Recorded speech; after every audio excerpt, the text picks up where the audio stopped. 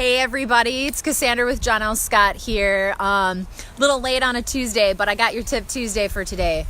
This week we're going to talk a little bit further about credit scores, and we're going to talk about the score breakdown.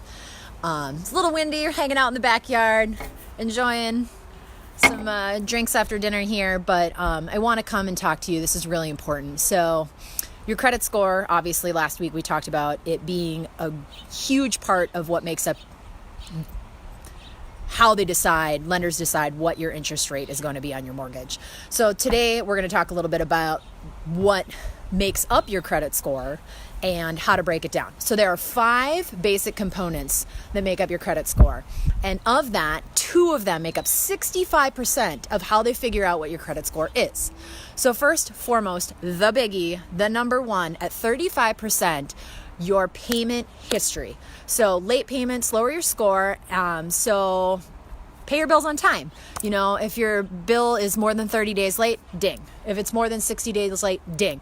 More than 90 days late, ding, ding, ding. Might even go to collections. So those are things you just don't want these days. So pay your bills. There's so many ways to pay your bills. You can pay them out of your bank account every month. You can set up automatic payments within each one, like Sprint or, your car payment. They can just automatically withdraw from you. So next, the second largest of the 5 is coming in at 30% is how much you owe. So if you keep an outstanding balance on your credit card, say, your credit card has a $10,000 balance, you want to constantly keep it under 30% or $3,000 because you're leaving then 70% open and available for anything that happens. So you want to make sure that at all times, you're keeping 30% or less hanging around and, 70% available.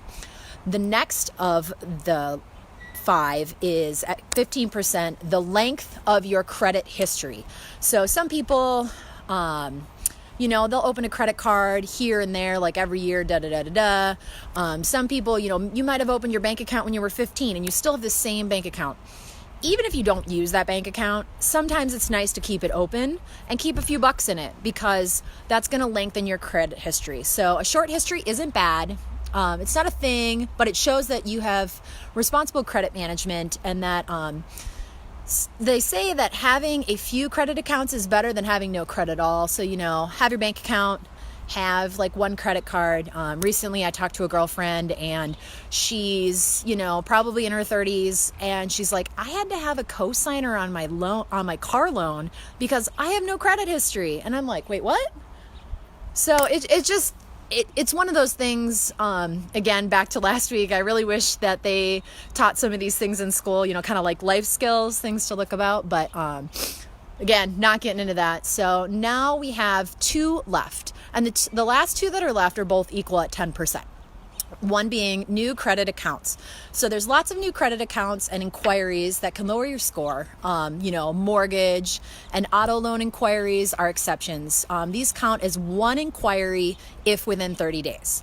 So people talk about shopping a mortgage. Well, you can go to, between 1, 3, 4, 5 different locations to find the best loan for you and shop that loan. They can pull your credit inquiry. And when they do, there's a little notes section at the end and it says what that inquiry was about. And you're like, hey, mortgage inquiry. So I definitely recommend shopping for interest rates and for the best mortgage for you.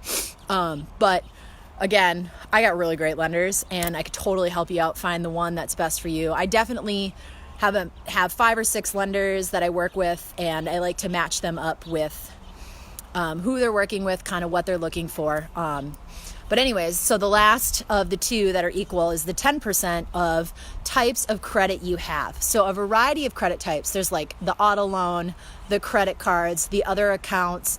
Having a variety will also boost your score, so you're not heavily sitting on just credit cards. You've got revolving accounts, which are constantly paid down. That would be like an auto loan.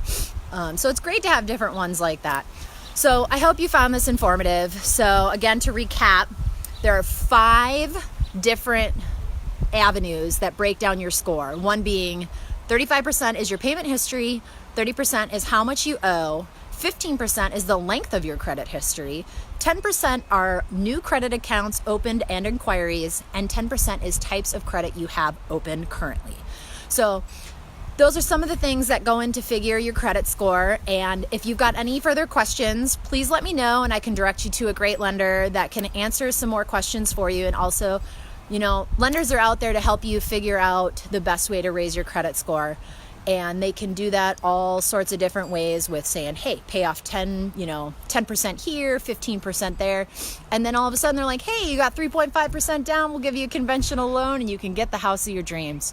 So everyone, Tip Tuesday today, know your credit score, know what it is, and know how it breaks down and what makes up your credit score. So if you guys got any questions, again, let me know. Otherwise, you guys have a wonderful Tuesday, and I'll talk to you again soon. See you next week. Bye, guys.